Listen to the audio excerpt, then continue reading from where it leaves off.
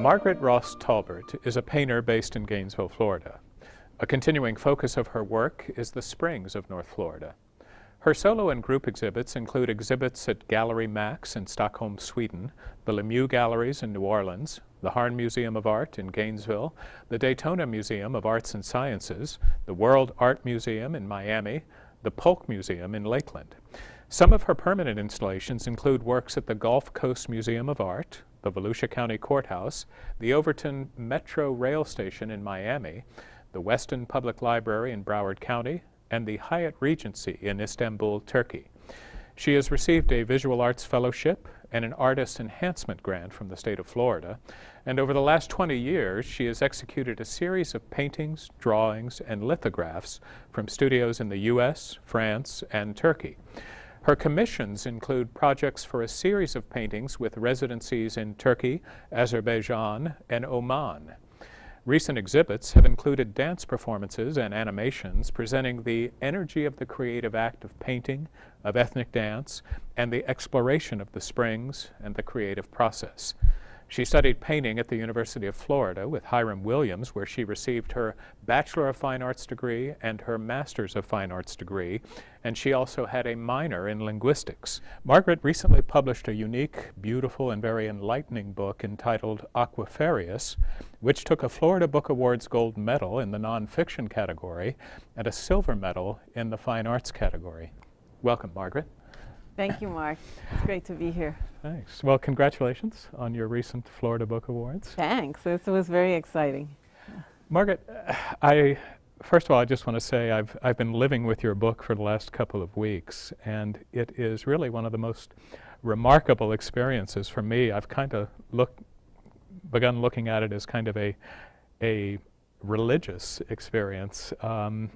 It's such an amazing combination of art and science and knowledge and spiritual connection. But I want to start by, can you tell me what your first recollection of going to a spring is? My first recollections were that I went to picnics at the springs and there was a spring in the background. That was pretty much it. I wasn't much of a swimmer. I was a distance runner, and I just didn't get it.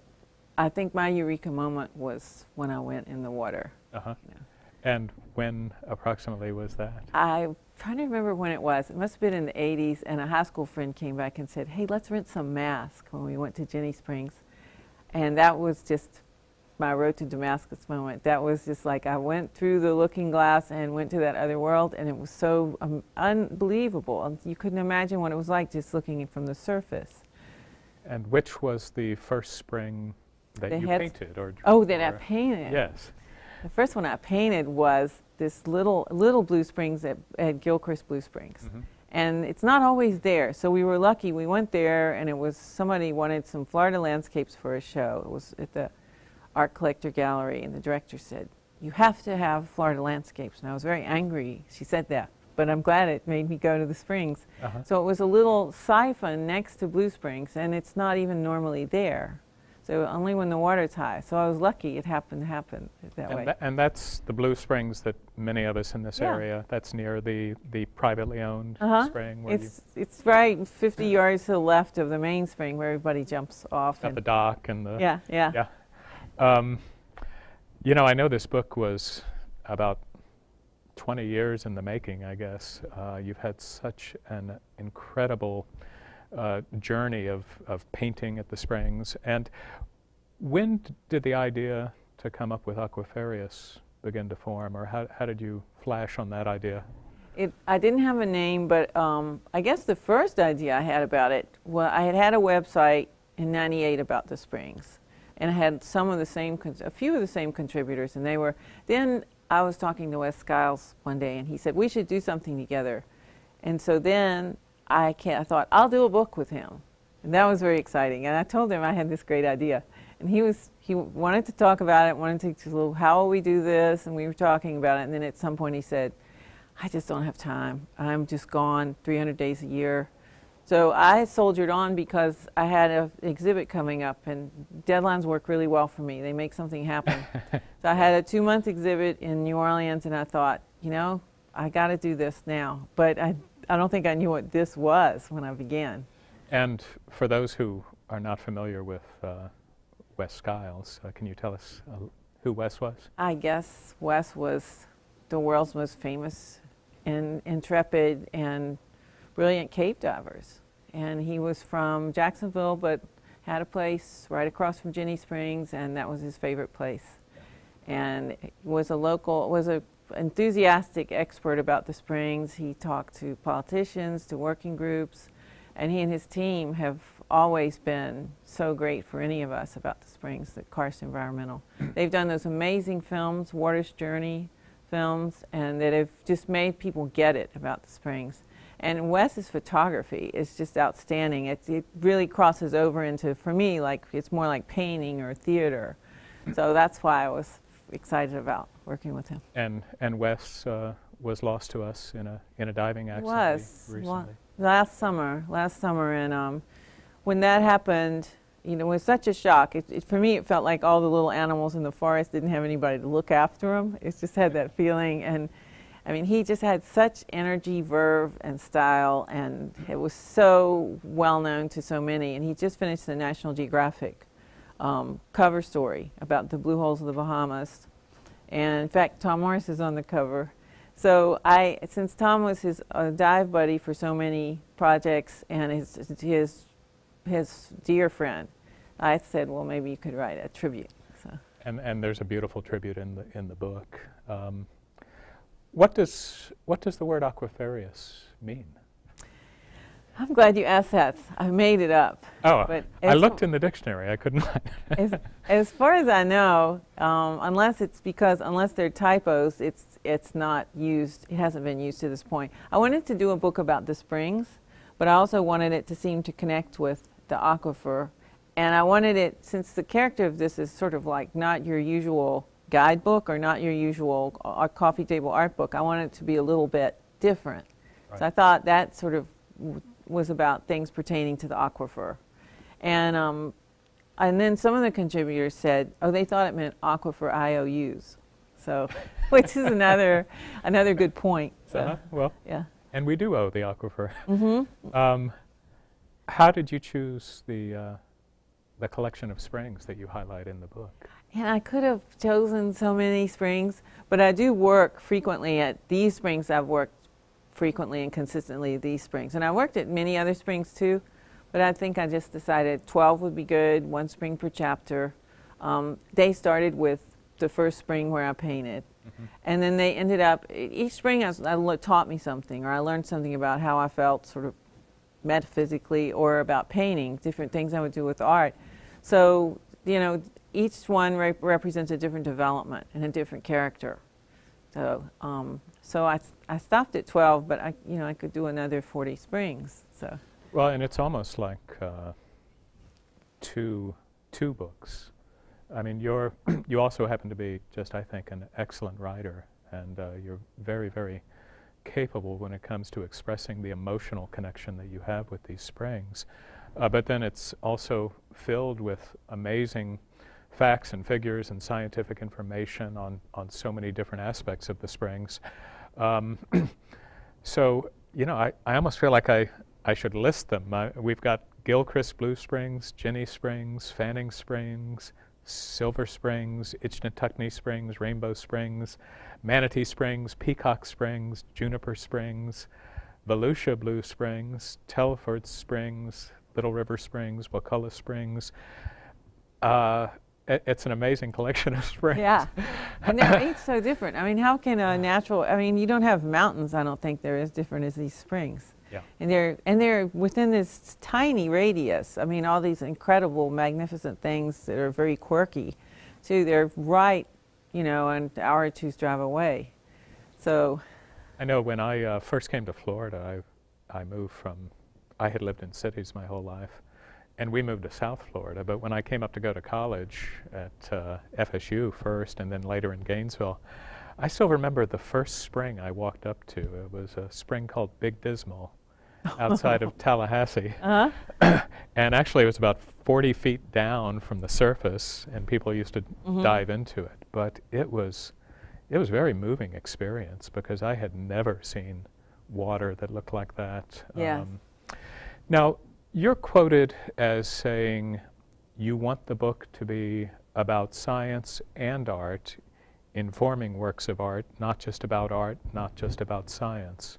Yeah. So when you were bringing together this amazing conglomeration of people, what was going on in your mind? Yeah, I want it to be a new category, not just the art, but along with what informs it, like the science. And I want the reader to know what basically set my hair on fire when I was listening to these people. I just was so thrilled, and that, of course, goes into the work. And there was just so many intellectual jumps when I heard about the unlikely nature of the systems of the springs. So I want everyone to share in that as well. Besides seeing the art, I want to see the other side of the art come in the back door. Had you looked into the science behind the springs before you first became infatuated with the springs? No, I had no idea. I just thought, oh, these are great, these are springs. It sort of didn't occur to me like how they happened or that they were even connected to anything. Or the whole idea of the passages beneath our feet, that didn't occur to me. I just thought, oh, this is beautiful. This is it, I've arrived. This is paradise. And Bill Belleville is one of the contributors to the book, and he has a article called Eocene. Is that the correct? Yeah. You know, I had a dictionary with me when I was reading your book. I learned a lot of new words. Eocene, memories fueled by a dream, which was kind of a historical perspective about the spring shed. And it's beautiful, isn't it? Yeah, he writes so beautifully. How did you hook up with Bill? Well, originally I had spoken with Jack Davis, who wrote the book about Marjorie Stoneman Douglas, and I said, I want to do this book with Wes, and so I want you to write with us. And to my surprise, he demurred and he said, well, I'm not the one. You need to talk to Bill Belleville. I was like, okay. And he said, you know, River of Lakes is the most amazing book. And Bill and I met at Juniper, and he had never been there, and he was just, the hallmark of these contributors. All of them were just like, okay, what do you need? When do you need it? I mean, they were so helpful about this. And Bill is just the Bartram of, I mean, it's like the most beautiful prose. I don't know how he writes like that. And such an accomplished explorer of Florida and the springs. And so I like how he contextualizes the springs, and he talks about everything from, it is like a time machine. You know, you find the mammoth jawbones, and you find the shark's teeth, and you find so many, like, sand dollars, sea biscuits from an ancient sea will be maybe in these springs caverns. So they're really like, time is a different place there. And he goes into the spring shed kind of science. Yes, he does. I like how he sort of fills in that part, and he was trying to do that for the book. The science of it and the history of the science and the potential future, and I think he does that in a very poetic way. And he believes so strongly in art bringing the message of these beautiful places to people where science cannot. So. And Jim Stevenson, who is the Ichnetucknee Springs Working Group Coordinator, his contribution was cloudy but hopeful future. Yeah. So I guess he's talking a lot about just the impacts that some of the habits that humans have, what those things are doing to the springs. Yes, he's like the great statesman of the springs, and he was head of the Springs Task Force for the state, and he's no longer head of the working group. But I owe Jim so much, because I would go to the Ichnetucknee Working Group in Lake City, and he would have this array of speakers that, you know, and I knew they were good speakers and performers, in that sense, presenters. So this was really where he gave me my diet of springs information. I later started to go into some other groups, but this was where I got it. So. Howard Jelks, who is a fish biologist with the U.S. Geological Survey, I love that picture next to his writing that has just that kind of row of fish that are at the springs. And how did you?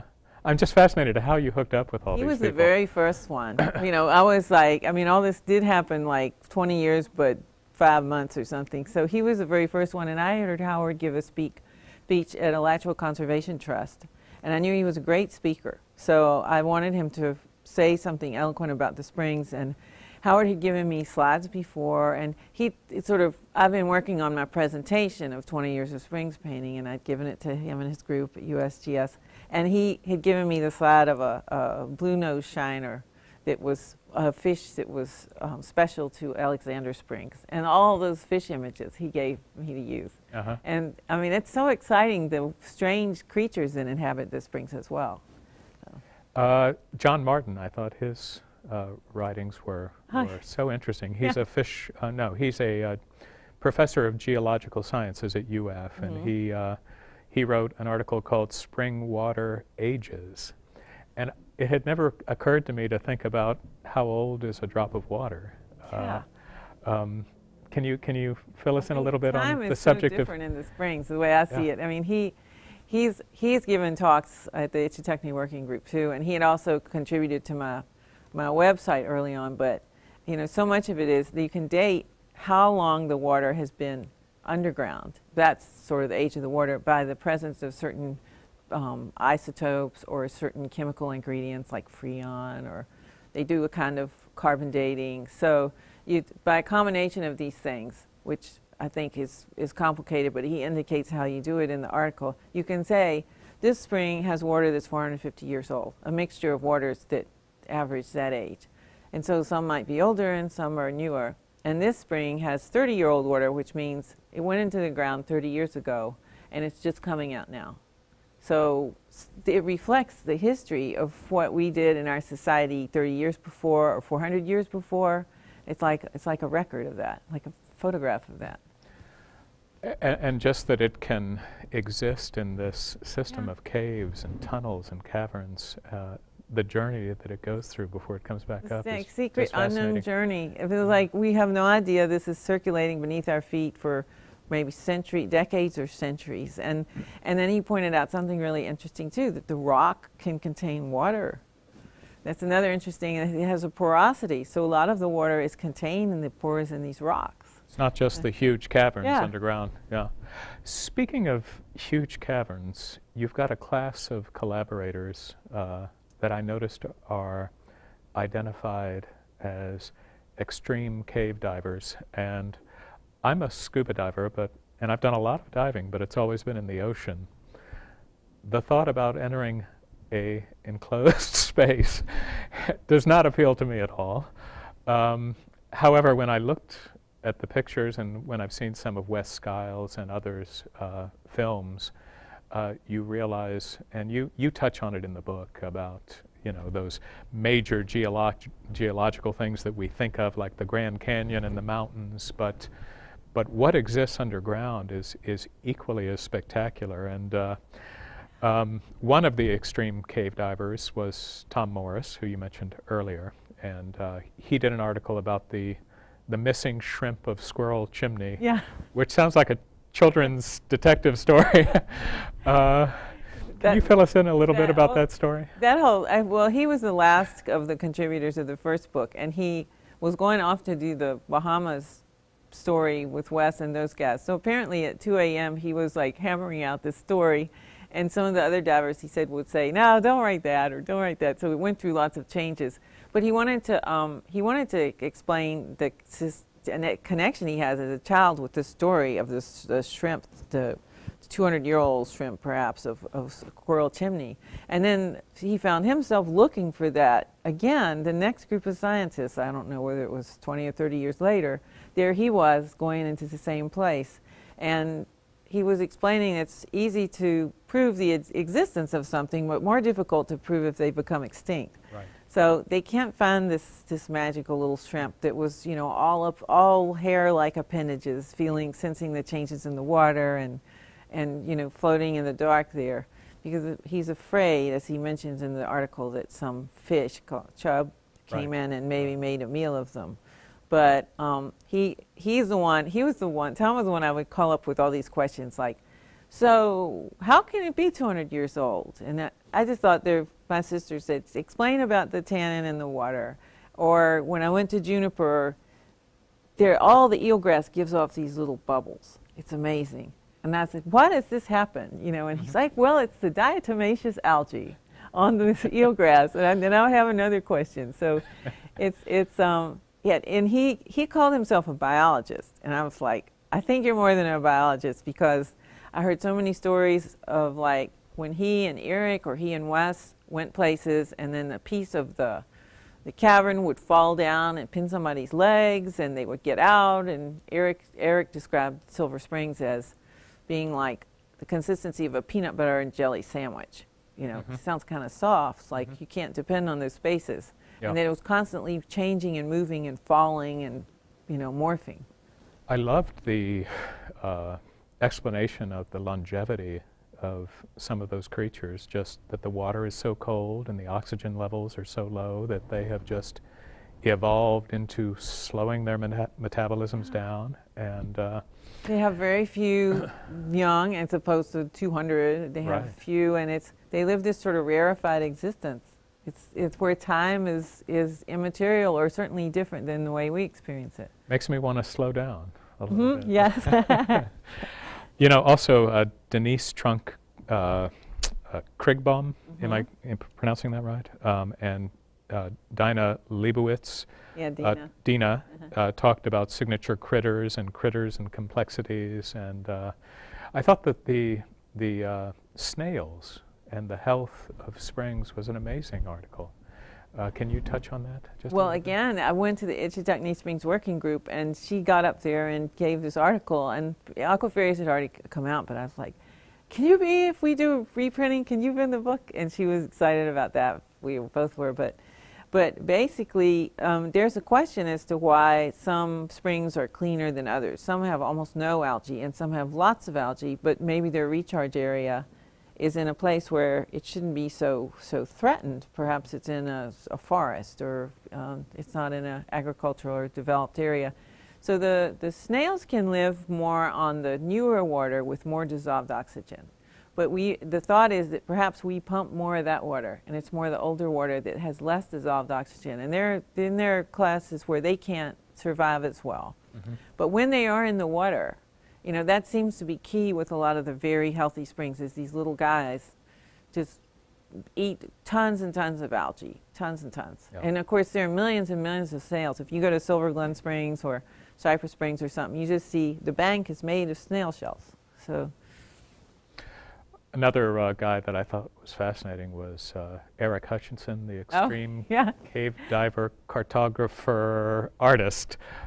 His drawings of the underground spring maps were just works of art in themselves. They're gorgeous, and they're like 6-foot maps, and a lot of them are colored, carefully rendered with Prismacolor, so pencils, and so it's every tree, every piece is there, you know, piece of tree above ground, rock below ground. It's very accurate, but they're also at the same time holy works of art. I mean, they're wonderful spaces that he depicts, and he was fascinating. He's very colorful in his speech and in his work, so it helped me kind of understand the metaphors he used for, he says, diving in a living sculpture. So that's what he thinks the springs are. Oh, you know, I feel like I need a 6-part mini-series to cover your book, where time is running out here, but throughout this interview, I don't think there's any way to talk adequately about the beauty of your work, so we've been showing it throughout the interview. But I'm curious, and I don't want to let you go before I get an idea of how you do these paintings. Do you set up an easel on the shore and paint, or do you? I think I saw a picture once where you had canvases spread out on a couple of canoes, or on a canoe. Yeah. How, is that a difficult question? No. Do you do it many ways, very or easy. How do you? It has to be pretty simple to do it.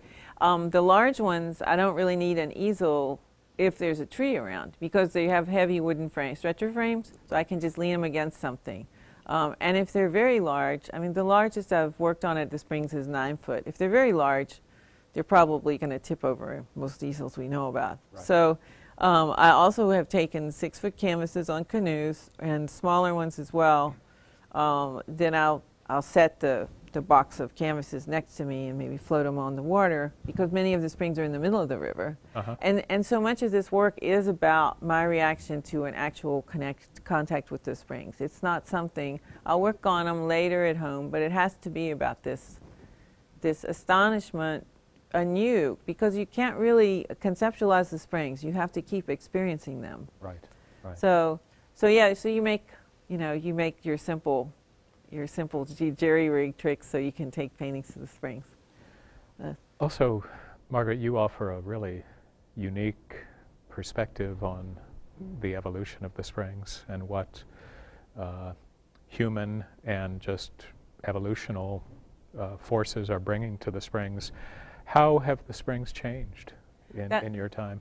That was the sort of shocking part, because in my work I wanted to do other things about the vicissitudes of time, but I saw the springs, as many of these people, say Bob Knight and his professor Dr. Odom would say, as an unchanging laboratory. And the springs is unchanging, and we guessed that they hadn't changed for, perhaps they had changed structurally, but still basically not for maybe thousands of years. Native Americans had enjoyed them, other populations. And then here I saw them changing so much in 20 years, you know, since I got the throwaway cameras and started recording them. Right. You can see some of that in the book. It's like, these things shouldn't be changing so fast. You know, they've gone from blue to green. There's much less flow and discharge. They, the plant life is gone that you once saw, and it's been replaced by algae. They're very threatened. We are just using lots of water. We use more water than anyone else in the world, and we don't even know it half of the time. And we need to use less water and watch what we throw in the ground, because it's really like a sponge absorbing parts of our life, you know, the pollutants. And well, we're almost out of time, but I'm going to just tell our viewers that one of the reasons I think they should get the book right away is there is a mythological creature named Sirena, and the book goes into great detail about this creature. And I want to tell people that the book is available at Thornbrook Gallery here locally. It's available at Amazon.com. It's available at the Lemieux Galleries in New Orleans. The Harn Museum gift shop. And I'll tell you how I'm going to use this book, in addition to just enjoying it. You've made me just want to get out there. I want to go to every one of these, and you really offer an incredible, it's an incredible guidebook. Great. Highly unusual guidebook, but it's just, it makes me want to get out to these things, because I think although I have spent time at springs, I think I have taken them for granted too, and I want to get back to them. Thank you so much. Thank you, Mark. And that's exactly what I wanted, is that you can take it and use the maps and go to the springs and write your own Aquaferiousness. Yeah. Thank you. Thank you very much. Yeah.